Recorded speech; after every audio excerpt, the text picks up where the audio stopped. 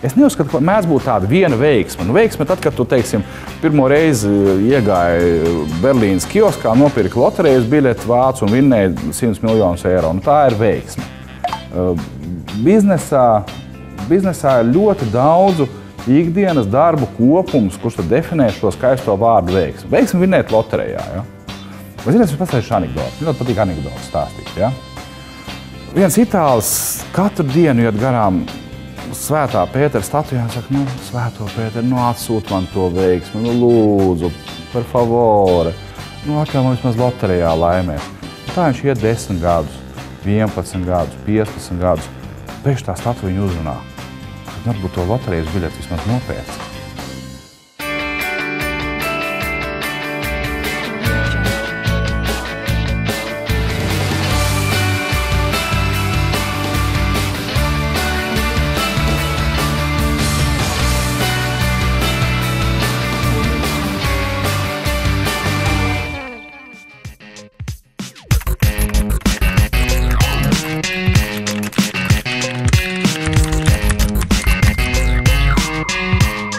SIA Inbox ir Latvijas augsto tehnoloģiju uzņēmums, kas nodrošina dažādus interneta instrumentus, galvenokārt e-pasta pakalpojumus.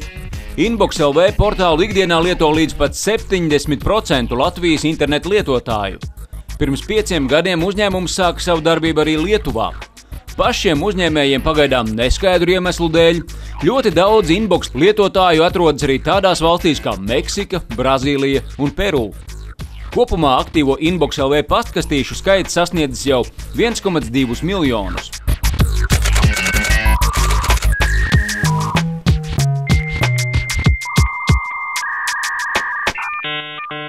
No pašiem pirmsākumiem mūsu ikdienas darbā nepazūd vārds konkurētspējīgs produkts. Un konkurētspējīgs globālā mērogā. Pēc daudziem tehniskiem parametriem mēs esam pārāki par tā sauktajiem globālajiem. Par vietējo konkurenci mēs šobrīd nerunāsim. Tur praktiski vietējās konkurences e-pasta pakalpojumu sniegšanā nav. Jo kādreiz bija ziņu portāliem e-pasta, bet tas viņiem bija kā blakus biznesa un daudz no viņiem atbrīvojas. Gribās teikt, ka tas ir lielākais IT attīstības uzņēmums, kurš mēģina attīstīties lokāli un parādīt ārzemniekiem, kā mēs varam labāk nekā viņi. Inbox ir no A līdz Z radīts Latvijā. Visa programmatūra ir mūsu pašu radīta. Visi serveri pašu konstruēti, pašu uzbūvēti. Atrodas Latvijas data centrā. Strādā mums, es domāju, 99% vai 100% Latvijas pilsoņu. Un uzņēmums joprojām 100% pieder Latvijas pilsoņiem.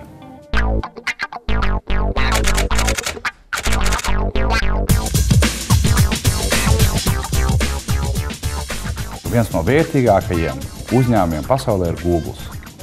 Google savus ieņēmumus gluži iegūst tieši tāpat kā Inbox, pārdodot reklāmu. Interneta auditorijas šobrīd Inboxam 70% no Latvijas interneta lietotājiem. Un tas ir ap šiem 700–800 tūkstošiem unikālu lietotāju. Tā ir milzīga auditorija, kura ir salīdzināma ar vadošo TV kanālu auditoriju. Joprojām interneta portāliem ieņēmumi ir būtiski mazāk par lielajiem TV kanāliem, bet mēs uzskatām, ka tas ir laika jautājums. Protams, ir uzņēmuma otra daļa, tā ir reklāmas pārdošana. Inbox dzīvo no reklāmas. Ja kādai lietotāja kritikai mēs piekrītam par 100%, Inboxā ir daudz reklāmas. Protams, viņi ir. Neviens interneta produkts neeksistē bez reklāmas. Un mūsu problēma ir, ka, lai uzturētu kvalitatīvu šo tehnoloģisko platformu, mums ir jāizdzīvo no Latvijas reklāmas ieņēmumiem.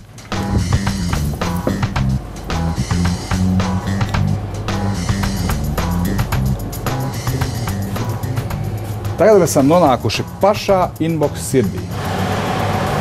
Šeit atrodas lietotāju e-pasta dati. Tas ir viens no mākoņa sastāvdaļām, kurā atrodas e-pasta paskastīšu saturs. Par pārējo pastāstīs Jevgeņijs. Nu, piemēram, ir viens, es rādīšu ar pirkstiem, ir viens serveris, kurš sastāv tikai no cietiem diskiem, kur glabājas paskastīšu dati, daļa. Un viņu ir vairāki. Mums ir viņu ap 50 tādiem maziņiem mākonīšiem. Jūs esat redzējuši filmu Man in Black, tad tur bija tāds citplanētietis ar 18 rokām, kas pieņēma un servēja vēstulītes. Šis, piemēram, ir Timijs. Tas ir MX Exchangeris, kurš viņš neglabā, viņš jums neko nerāda. Viņš pieņem vēstulītes, atdod spam filtram, pārbauda, paņem atpakaļ, ja tas nav spams, noliek jau glabātuvē. Tādi mums ir, kā redzams, minimums 5 vai 6 no galvas nepateikšu. SIA Inbox pirmsākumi meklējami šī gadsimta sākumā. Ap 2000. gadu Latvijā parādījās pirmie ziņu portāli. Ārzemju internets tolaik bija ļoti lēns. Tikmēr Latvija globālā tīmekļa kartē bija bērnu autiņos, ņemot talkā zināšanas IT jomā un piemēru no ārzemju e-pasta portāliem, 2001. gadā uzņēmums tika pārpirkts. Priekš tiem laikiem neiedomājam summu, $50,000 nopirkām. Toreiz tas bija viens servers. Cietie diski jau bija daudz, viņi tā kastiņā neietilp, viņi atradās uz peļu palikņiem. Tā, mēs aizvedām to serveru uz tādā brīdī gan vienīgo datu centru Diaku. Viņi tā paskatījās un tā uz mums un teica, zēni, jūs beidzamo prātiņu esat izkūkojuši. Jūs par tādu naudu pērkat serveri, ar peļu, kur diski stāv uz peļu palikņiem, ja? Un vēl par naudu. Un tas ir bezmaksas e-pasts. Jūs beidzamās bikses pazaudēsiet. Sākums bija vispār tāds grūts, jo mēs zinājām apmēram, kas tas tāds ir, kas ir serveri, kas ir dzelža, mēs zinājām. Bet kas ir softs un iekšā, mums bija vismazākas zināšanas. Un tad vajadzēja, dēļ tā, ka mēs bijām no sākuma tikai 2, tad ātri vajadzēja iemācīties, lai tas kaut kā sāktu strādāt. Mēs sapratām, ko mēs darām. Mēs saprotam, kā ir uzbūvēts internets, mēs saprotam, kā uzbūvēti ir dators, serveris, kā strādā e-pasts, kur ir datu glabāšana, kur ir saskarne lietotāji. Mums šīs tehnoloģijas paši konstruētas, mums bija šīs priekšzināšanas. Un tā mēs to visu radījām. Tas process bija, šodien no rīta pamodies, rīt no rīta aizēja gulēt. Pēc tam pāris stundas paguļ. Aizbrauc, atkal pastrādā. Un paralēli vēl kaut kāda ģimenes dzīve, kāda viņa var būt, kad tu visu laiku strādā, es nezinu. Bet skatoties atpakaļ, ja mēs to neizdarītu, tad mēs līdz šim brīdim varbūt arī tik daudz nezinātu un nebūtu tik kompetenti vairākos jautājumus. Lūdzu. Ejam iekšā. Tad mēs esam atnākuši uz testu laboratoriju un, varētu teikt, serveru darbnīcu. Šeit mēs pārsvarā eksperimentējam un dzenājam jaunos vai vecos dzelžus, serverus, sameklējam problēmas, savacam jaunus, izdaram visu, lai no testa laboratorijas serveri mums izietu uz lietotāju mākoņiem, tādi, ka viņi izdzīvotu vismaz 3 gadus. Lielākā uzņēmuma bagātība ir zināšanas, kas ļauj pašiem eksperimentēt, būvēt serverus un radīt ne par mata tiesu sliktāku produktu kā globālajiem līderiem. Starp citu, arī interneta gigants Google, neskatoties uz miljārdu ieņēmumiem, serverus konstruē paši. Viss šeit tiek būvēts pēc aviācijas principa. Viss ir dubultā. Katrai lietai jābūt rezerves variantam. Ļoti svarīgs, protams, ir elektrības un interneta pieslēgums. Serveri patērē ļoti daudz elektroenerģijas. Google Latvijā nevarētu atrasties. Latvija Energo saražo aptuveni 5 reizes mazāk elektroenerģijas, kā patērē Google serveri. Tamdēļ, tā kā mēs nekustinām smagās mašīnas, dzelzceļa vilcienus, cik daudz enerģijas mēs iztērējam serveru darbināšanai, tie ir tādi paši jaudi, jāpadod ir kondicionieriem. Tie ir industriālie lielās jaudas kondicionieri. Arī Inbox patērē elektrību vairāk kā dzelzceļa stacija un universāla veikals Origo kopā ņemot.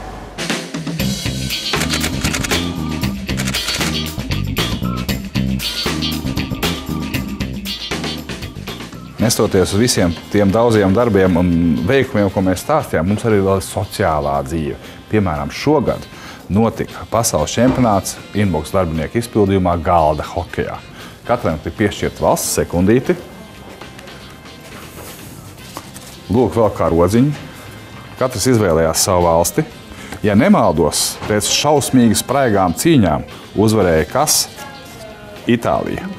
Atslēgas jautājums ir cilvēku profesionālās iemaņas.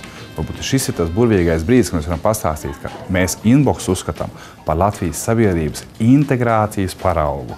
Mums strādā krievi, baltkrievi, ebreji, latvieši, jo mums vajag speciālistus un viņu pamattautībai vai mātes valodai nav nekādas nozīmes. Uzņēmuma darbības teritorija ir Latvija un Lietuva. Tuvākajā nākotnē plānots ieiet arī Igaunijas tirgū.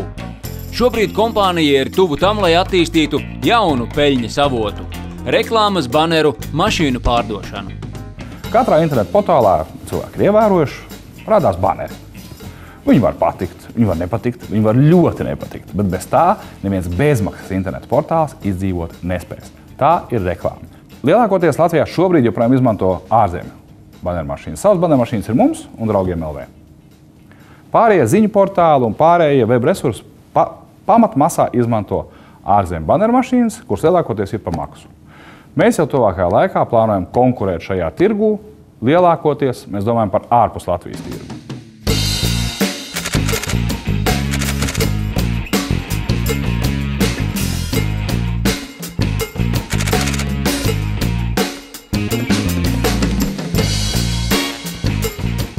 Es esmu dzīvojis Amerikā vienu gadu, pirms Inboxa vēl.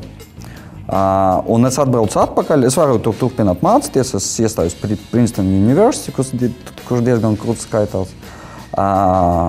Bet paskatījos uz to dzīvi un sapratu, es negribu tā dzīvot.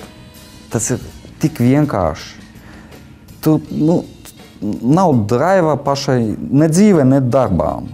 Negribu es tā dzīvot. Es gribu dzīvot aktīvi, gribu dzīvot klusā, neliela pilsēta kā Rīga. Negribu ne Maskavu, ne Londonu, neko tādu. Latvija ir tieši tā vietā. Pirmais, es esmu šeit dzimis un man patīk. Šeit ir mazā, omulīga atmosfēra, ko tu negribi mainīt ne pret ko citu. Labi, ir laika apstākļi, un kādi viņi pie mums ir, tādi ir. Protams, gribās, lai pie mums būtu kalni, lai varētu slēpot visu laiku. Lai būtu silts ūdens, lai varētu peldēt.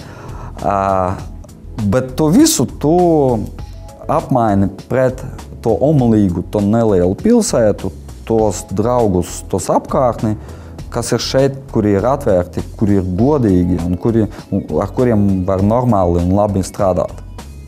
Man tiešām joprojām patīk mans darbs. Jā, ir tā, ka brīžam 15 gadus vienā uzņēmumā liekas, cik interesanti varētu būt, ražot jaunākās paaudzes pampers. Te kolēģis viens tirgo Japāņu pampers. Tad pēc brītiņa tā apdomāju, es saprotu, ka kādas ir tās ķīmiskās šķiedras, protams, tu varētu iemācīties, bet es neko nesaprotu no pamperu ražošanas. Vai, teiksim, mēs te sēžam ostā, noteikti tiem zēniem ostā, tiem gan iet ļoti viegli un nauda nāk tā kā par ēni. Es padomāju, kāda man pie tos kuģus tur jāpieņem un vispār tās konteineru kravas jāsunā un līgumi jāsunā. Es laikam tomēr neko nezinu ostu biznesā. Laikam tomēr būs jāpieturās pie Inboxa.